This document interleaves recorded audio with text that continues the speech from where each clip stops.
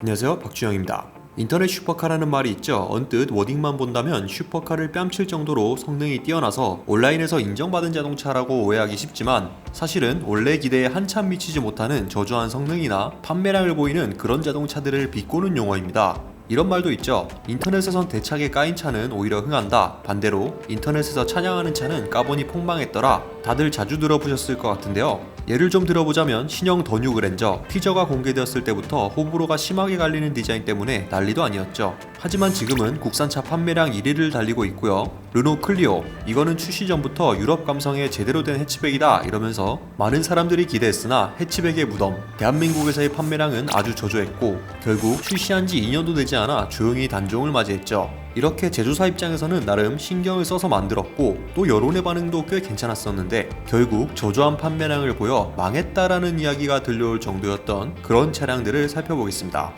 구독!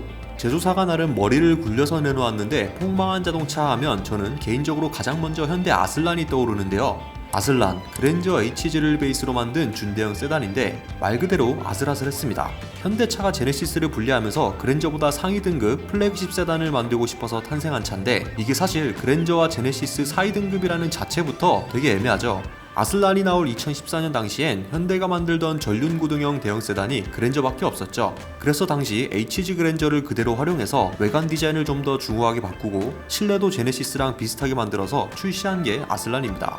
이 차를 출시할 때 현대차 관계자는 그랜저를 타던 고객이 다음 선택으로 제네시스나 에쿠스가 아닌 수입차로 넘어갈 때 마음이 많이 아팠다 라고 밝히기도 했었죠. 그랜저보다 더 고급 수요층을 노린다고 제조사 스스로 발표한 건데요. 하지만 아슬란은 그랜저와의 차별성을 두기에 실패했다는 평가를 받았습니다. 껍데기만 바꾼 그랜저라는 말이 많았죠. 근데 그 껍데기마저도 그랜저와 호환되는 게 많았었거든요. 특히 앞문짝은 그랜저와 완전히 동일했습니다. 실내 곳곳에서도 그랜저의 향기가 그대로 배어 있었기 때문에 급조한 차라는 인식을 떨쳐내기는 쉽지 않았습니다. 뭐 그렇게 아슬란은 아슬아슬하게 줄타기를 하다가 2017년 후속 모델에 대한 기약이 없이 단종되고야 말았습니다. 아슬란과 비슷한 운명을 가진 현대차가 한 대 더 있죠. i40입니다. 이 차는 유럽 전략형으로 개발된 전륜구동 중형차인데요. 소나타의 유럽판이라고 보시면 됩니다. 외관도 유럽 스타일로 디자인되었을 뿐더러 실내에서도 유럽차에서 볼 수 있었던 조구 다이얼식 헤드램프 컨트롤러도 보이고요. 또 당시 현대차가 i40에 공을 굉장히 많이 들였기 때문에 현대자동차가 여태 만든 차들 중 가장 완성도가 높은 차라는 평가를 받기도 했습니다. 인터넷에서도 극찬이 이어졌었죠. 하지만 국내 시장에서만큼은 소나타보다 높게 책정된 가격 때문에 결국 실패의 쓴맛을 보고야 말았습니다. i40는 세단과 외건 두 종류로 출시가 되었는데요. 외건은 원래 대한민국에서 인기가 없었고 세단은 소나타보다 좀 더 비쌌으니 대부분 그 돈 주고 그랜저 산다 이렇게 된 거죠. 그래도 유럽에서는 나름 인정을 받았으니 현대차 입장에선 국내 판매량은 애초에 크게 신경을 쓰지 않고 있었을 겁니다.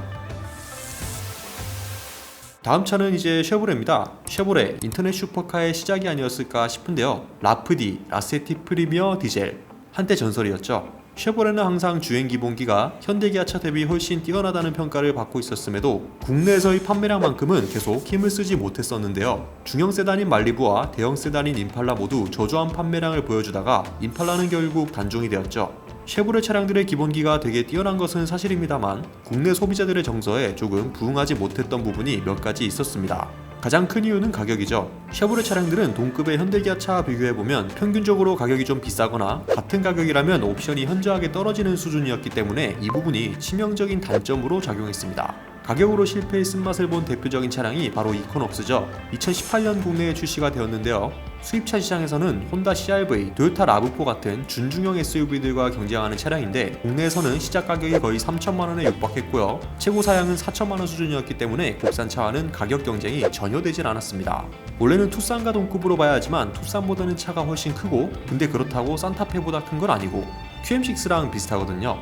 그런데 2,300만원대부터 시작하는 QM6와는 가격 비교 자체가 힘들고 산타페와 비교해야 할 수준이라서 이코녹스는 가격만 놓고 봤을 땐 소비자들에게 그렇게 매력적이지 못했습니다.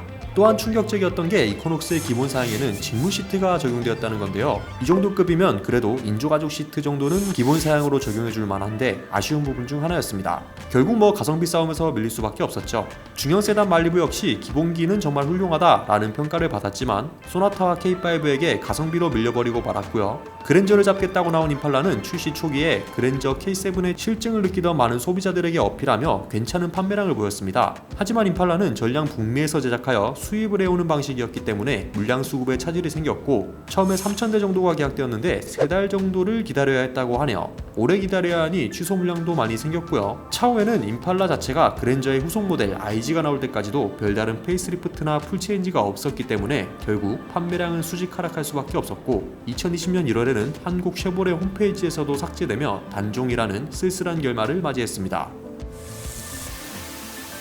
오늘은 여론의 반응이 되게 좋았음에도 결국 좋지 못한 결과를 맞이한 국산차들을 살펴봤습니다. 차가 잘 팔리고 안 팔리고는 결국 파보면 다 그럴만한 이유가 있죠. 소비자들은 너무 만만하게 봤거나 현실에 안주하여 라이벌들 대비 상품성이 많이 뒤처진 경우들이 대부분이었습니다. 자동차 시장은 굉장히 급진적으로 변화를 맞이하기 때문에 제조사들 역시 소비자들의 트렌드 변화에 민감하게 반응하고 그에 걸맞는 신차들을 출시해야 이런 불명예스러운 모델들이 탄생하지 않을 겁니다. 앞으로는 훌륭한 자동차들이 더 많이 나오길 바라면서 영상 마무리해보도록 하겠습니다. 여러분이 생각하시는 기대에 미치지 못한 국산차는 어떤 모델이 있는지 댓글로 다양한 의견 나눠주시면 되고요. 영상이 좋으셨다면 구독과 좋아요도 부탁드립니다. 오토포스트 이슈플러스였습니다.